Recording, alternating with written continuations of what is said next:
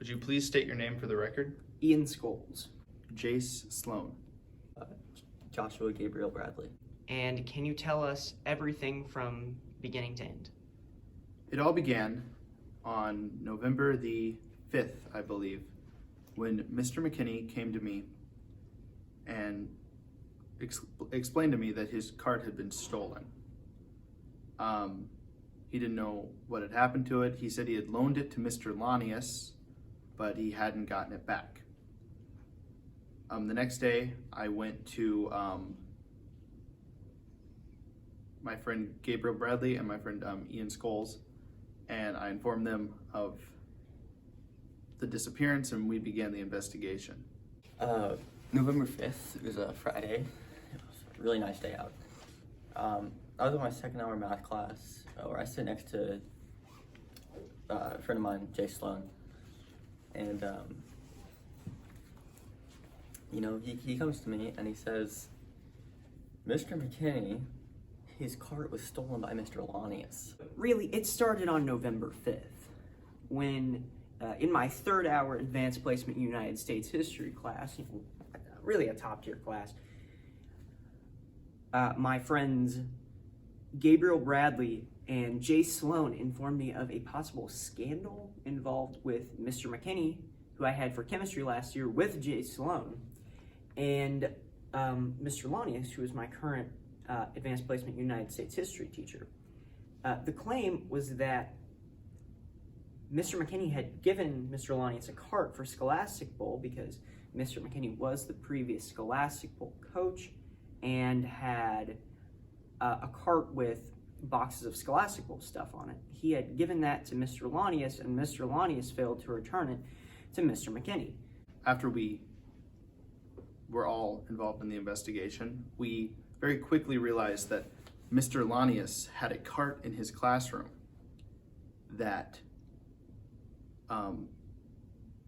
almost perfectly matched the description of the missing cart that McKinney had lost. It seemed like an open and shut case. So with that information, we came to a conclusion that may have been, it may have been too early to say this, but we very quickly said we believe that Mr. Lanius had stolen Mr. McKinney's cart. I didn't expect something from Mr. Lanius because he's pretty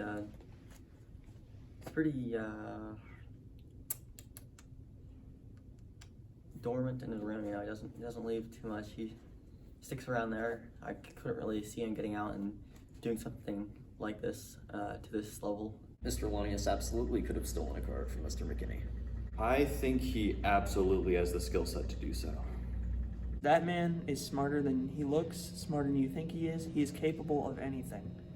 He has keys to the building. He's got everything. Even the motive. I don't think him and McKinney like each other, you know?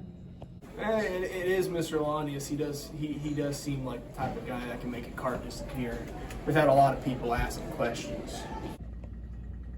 I mean, what does the card even look like? It's 3 layers and it has the word rice written on it. 3 layers, word rice. I haven't seen any cards with the word rice on it, but keep my eyes peeled.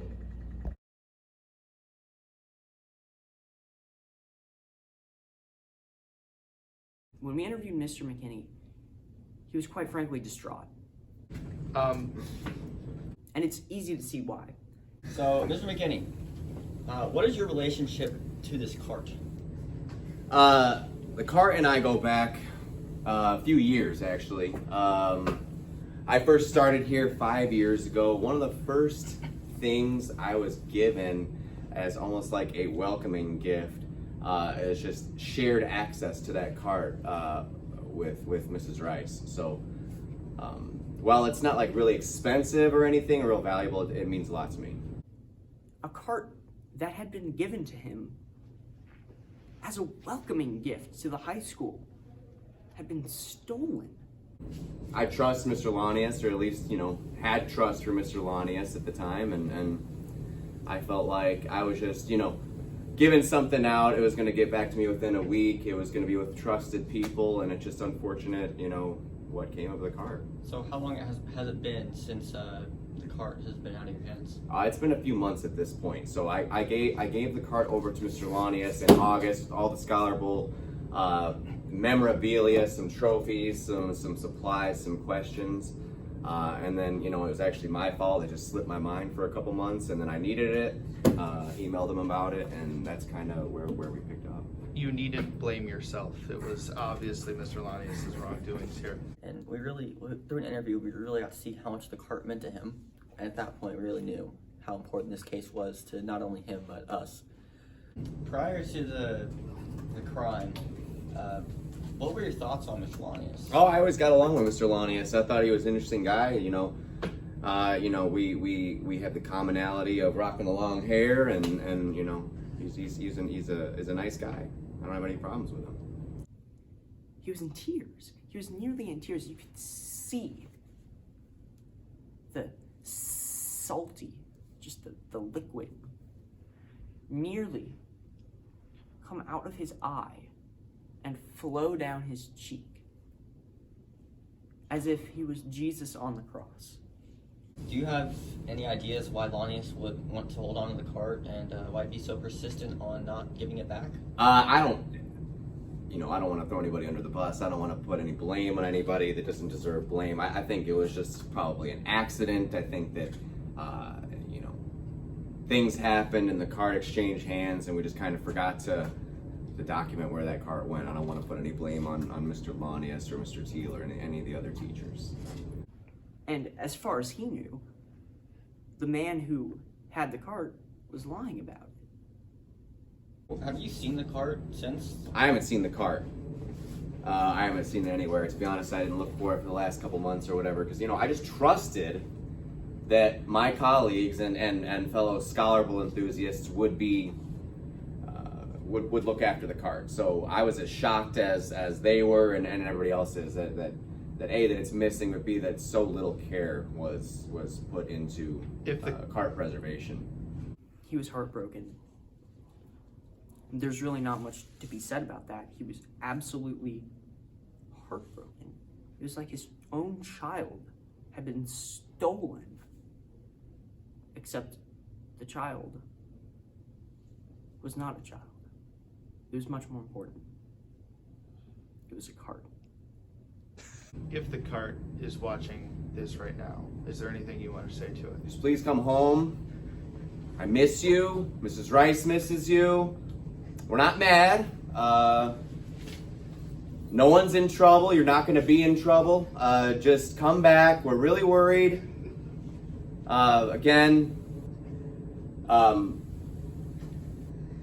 We're just really upset. We just want you to come back safe and unharmed, and we love you.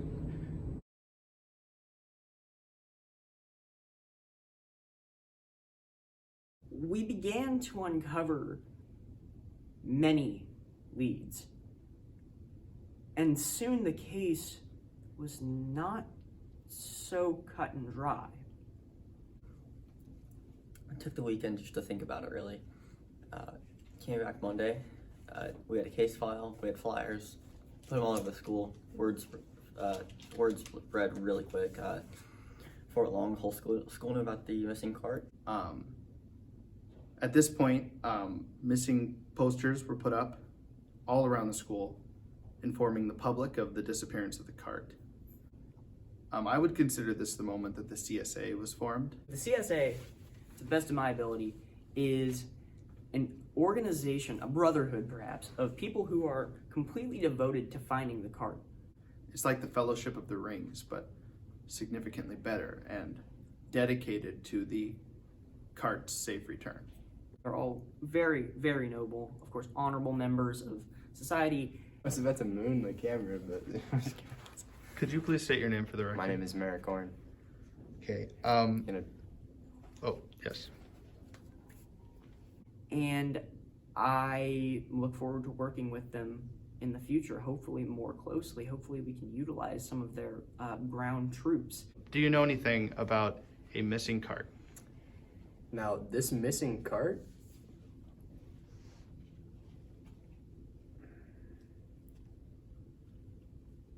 It's a tragedy. It is indeed a tragedy. Perhaps their wide network of sleuths and troops can track down this missing cart. What would you do if you caught the guy who stole the cart? I would murder him. I don't know how many people are in the CSA. I know there is a CSA group chat on Snapchat. I'm not part of it. By the way, thanks for that one, pal. I want to be on that group chat. Like, eventually, come on. I was in Mrs. Sanders' class for my 5th hour with Mr. Scholes, and our phone started blowing up about the end of the hour, same time, and we kind of had a mutual head nod towards each other, and we had been informed by the CSA that the cart might have been found, right? Gabriel, can you describe what just happened? We might have found the cart. We might have found the cart. This is insane. There it is. This is it. Oh my gosh. It has 3 layers. I heard word that perhaps they had found the cart in the STEM lab, so I rushed over there, and while the leader of the CSA was adamant that this was the cart, it was clear. This was not the cart. Investigator Bradley and I looked each other in the eye, and it was obvious. It just wasn't the cart. This is it. This is not the cart. Okay. It's just the cart. No, this isn't the cart. This isn't the cart. I need to get Wait.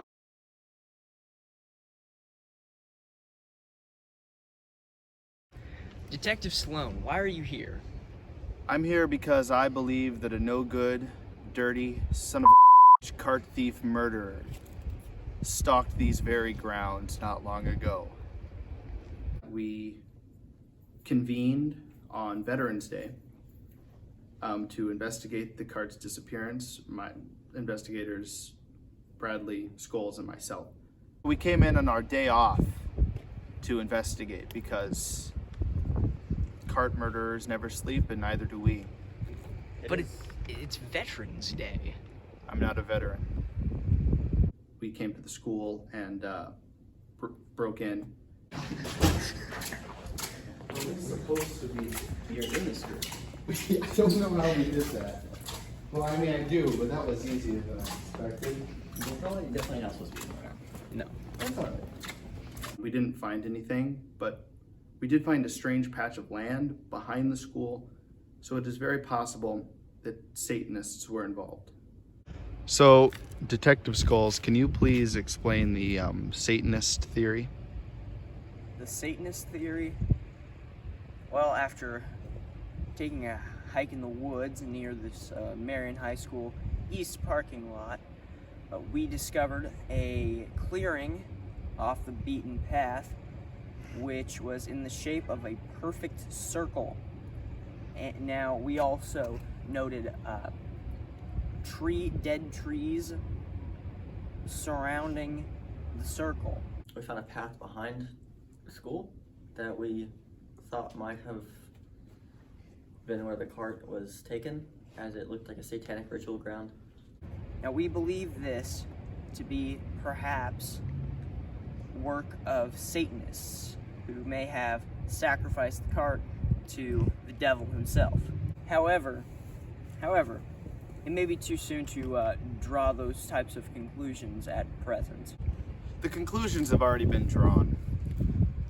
Some no-good son of a Satanist has stolen the cart and sacrificed him to Lucifer, or Satan, or the devil, or Old Scratch, or Lucille, or Mr. Black, or whatever you want to call him.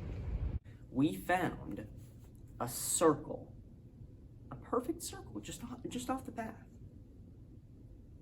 Why was there a circle? There's no reason for it. It just looks like a bunch of trees were cut down in a perfect circle. Now, you may chalk this up to, a natural phenomenon, but no. That's much too easy. This circle may be the work of Satanists. For the record, can you state your name and occupation? McCain Salerno, math teacher at Marion High School. We heard the worst was given to us in Mr. Salerno's room.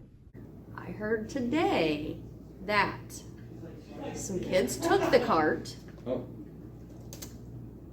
tried to ride the cart outside of school, which I'm not sure how they got it outside without somebody seeing, broke the cart, and have therefore trashed the cart.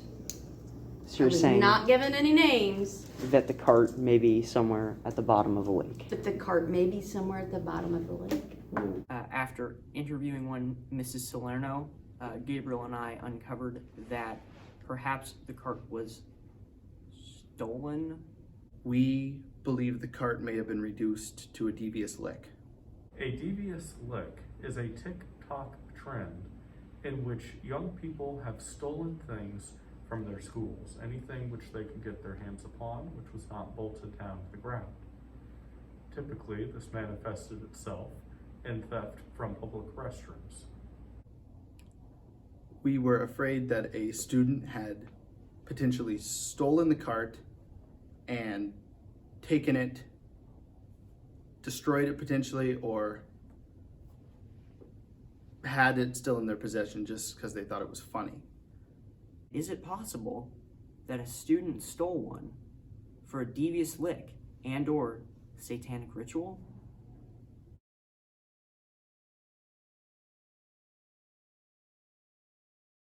Things really began to hit rock bottom for us. We were running out of leads. We didn't have really anything to go on. Upon investigating Josiah Teal, we didn't learn anything. Nothing was gained from that interview. Do you believe that Stanley Kubrick faked the moon landing? All right, so there is no way Stanley Kubrick faked the moon. Like, anytime a student will ask me legitimately, is the moon, like, oh, I don't believe the moon landing, I'm like, okay, the person who would have had to direct it would have been Stanley Kubrick, okay? Stanley Kubrick was a perfectionist to the umpteenth degree, if you're not familiar with that. Like, to the point that in Dr. Strangelove, it's all shot in black and white. He refused to continue shooting until they brought in a different shade of green for the table, okay? And like legitimately, they're like, it doesn't matter, it's black and white. He goes, I will know forever, I will destroy that table. We are not shooting a thing until it's fixed. On, oh my gosh, what was it? Why did I lose it? I was just talking about it like literally 2 seconds ago. Dr. Strangelove? Dr. Strangelove, but no, it was another one. Oh, on Clockwork Orange, he befriended Malcolm McDowell through half the movie and then just ghosted him for the next like 3 months to that way he would put him through mental duress for him to get more into character, okay? The dude is a zealot when it comes to filmmaking. If there's any one director who's gonna try to make the moon landing, he would want to shoot on location, everybody, okay? The guy is not going, he would do an incredible job of it, but there's no way. The guy documented every day of Napoleon's life for a movie he didn't even make, okay? He is going, if he's gonna fake the moon landing, he is going to demand so much from the US government, they're gonna go, we've had it with this guy. No, this can't be done. Also because he destroyed most of the sets in 2001: A Space Odyssey. And so he destroyed most of those back before like a lot of that stuff because he didn't want them ever to be reused in other films. Because he said he hated being able to watch like Flash Gordon's like set and then see it in the background on like some other space or sci-fi thing. So he like destroys most of those sets. Can I bring up one counterpoint? Go for it. Neil Armstrong. Yes. First initial of his last name. Yes. A. Yes. Neil A. Yes. What is Neil A spelled backwards? What? Alien? Yeah. Nothing was gained from that interview other than the fact that he says he doesn't have a cart. Today was the big day. We were going to interview Mr. Lonnie's, the prime suspect in this case. Hello, Mr. Lanius. Thank you for sitting down for this interview. We appreciate it a lot. I figured if I stood up for it, you wouldn't get him on camera. So. That is true. So we did. We interviewed him, and he was slick. We could tell he had prepared for this. When did you start coaching for the Scholar Bowl team? Me here? Yes, here. This year. This year. Did you know the last coach? Yes.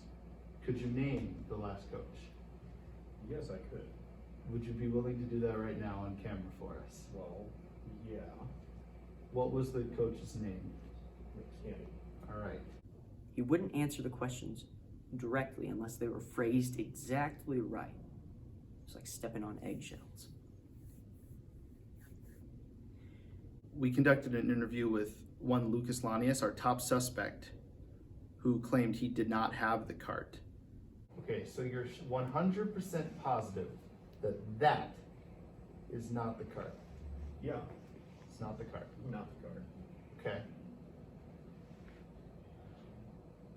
This card, the one that you're referring to that's off camera over here, was given to me by Miss Boley, who had it left over in her room from Miss Wilson, who has since retired. He also claims the cart in his room was given to him by Mrs. Boley, which was confirmed by Mrs. Boley. I had given him a card. Okay, you Yes. gave him a cart. Yes. When did you give him the cart? The cart was given in August of 2021 at the beginning of the school year. Does that match up with what he? It does. In turn, taking Lucas Lanius off of our suspect list. So you don't have it? No, Okay. I've got better things to do than hoard cards. At this current moment, I do not believe Mr. Lanius is guilty of the crime, which I do deeply regret accusing him of such a horrible thing. Okay. So it's not in your room? Okay, that's all I needed. Do you know where it is then? Alrighty.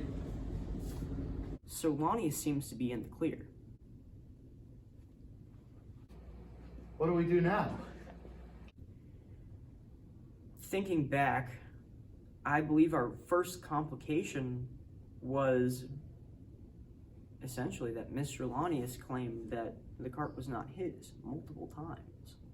Or the cart in question he did not have. Has some kind of tape mark or something on it. It says A1. So it never said rice. As far as I know. It also has never said Aroni.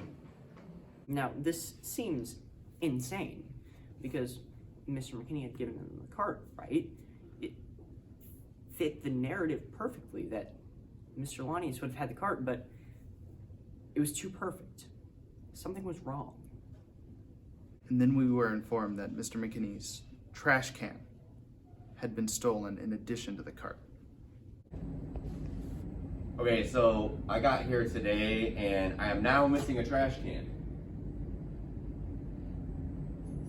I've heard that Mr. McKinney's trash can was stolen. I mean, he got a replacement, but the actual trash can's gone. My heart was broken at this news.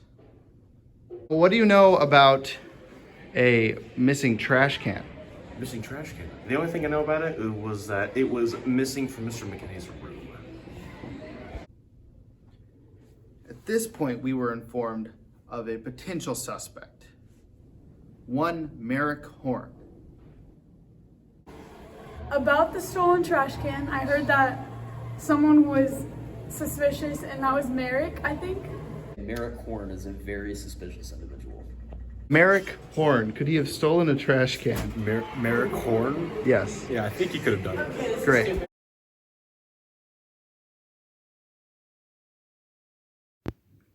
This is Investigator Scholes reporting on some troubling incidences that have led to my and Investigator Bradley's split from Investigator Slone. Pretty much, me and Ian believed we should find this cart rather than accuse someone or frame someone. So, a couple of days ago, we were both informed by Investigator Slone that we had to catch Merrick Horn. Accusing and framing Merrick Horn of the crime of the stolen cart. Some of you may be aware that Merrick Horn is a member of the CSA. I was about to moon the camera, but If he is guilty, then this has been an inside job the entire time. He's been stringing us along, and that very concept aggravates me. what Investigator Slone was proposing is that we frame him, essentially. Okay, I'm going to nail this kid. I'm going to get his confession if I have to beat it out of him. Now, I'm a man of complete honesty, and I believe that the truth should come first. But Investigator Slone is not of that caliber. The reason I am not agreeing with him is because of the lead we received yesterday that the cart may have been spotted in a different part of the building. So, before we accuse anyone, I would like to investigate that. I understand that Detective Scholes and Bradley don't want to, accuse him so quickly. After all, we just accused Lanius and we were wrong. Lanius is not the cart thief. We have slandered him publicly. And I'm sure he doesn't appreciate that, and I'm sure that they're embarrassed. But to quote Ronald Reagan, the future does not belong to the faint-hearted. It belongs to the brave. He was willing to sacrifice the truth for cinema. Ian and I are trying to do this the most civil and, I guess, professional way possible, rather than just frame. To quote FDR, the only thing we have to fear is fear itself. Jace wants this case to be over. As do we all, but he's willing to do so in an unlawful and, in my opinion, disgusting manner. I have an interview lined up with Merrick Horn. I don't know if the other guys are going to join me in this interview or not. If they do, that's great. But if not, I am prepared to be the judge, jury, and executioner, all on my own. Would you please state your name for the record? My name is Merrick David Horn. Is it true that you, No, I wouldn't. you don't even know what we asked yet? You're gonna ask if I stole the cart. No, I didn't steal the cart. Did you ever steal a trash can? A trash can? From No. Mr. McKinney? No, those are all false accusations. We have eyewitnesses saying that you stole the trash Who?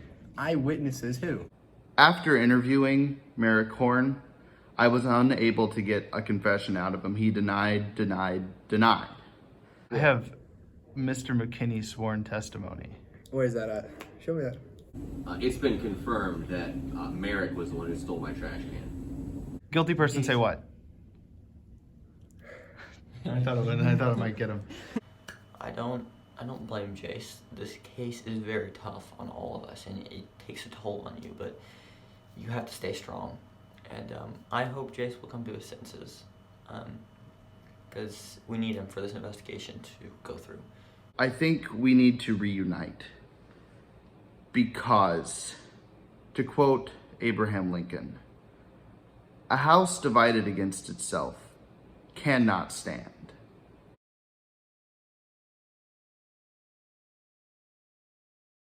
So, about a week ago, I believe, we received reports that there was a sighting of the cart in F Hall. More random than anybody else here, but somebody came in and said that she saw the cart in F Hall. I don't know anything about F Hall. I've never been down there, so apparently it has made its rounds all around the school. So, Jace went to go investigate, and he came back with horrifying pictures of what looks to be the remains of the cart. As I walked down F Hall, I was praying that the reports that we had heard were false. But no. In F Hall, we found the mangled remains of what appeared to be Mr. McKinney's cart. It's obviously not the ending we wanted, but it's the ending we got. And while we still have not found a thief, we believe we have found the missing cart at last. If I could trade that cart's life for mine, that cart would be standing here right now talking to you, and it would be worth it. As far as I'm concerned, this is the neutral ending. It's not bad because we found the cart, but there's potential. Who did this? Who stole it? We still don't know. We haven't found the thief, but we found the cart. But I think we've proven that there was foul play, and now it's time to turn it over to the real police. Yeah. I think the only solution here is full punishment. You know. Capital punishment.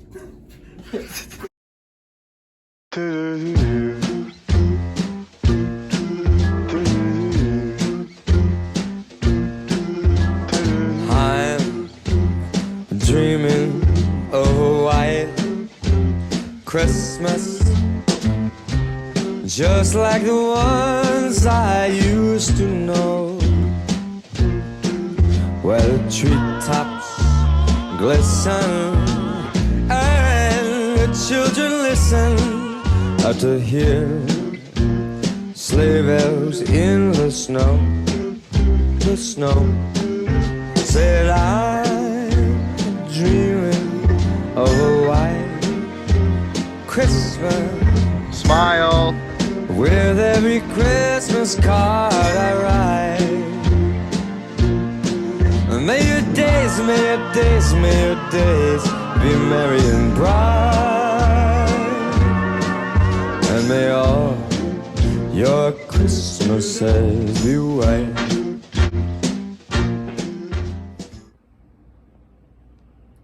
Bonjour. Someone stole a cart.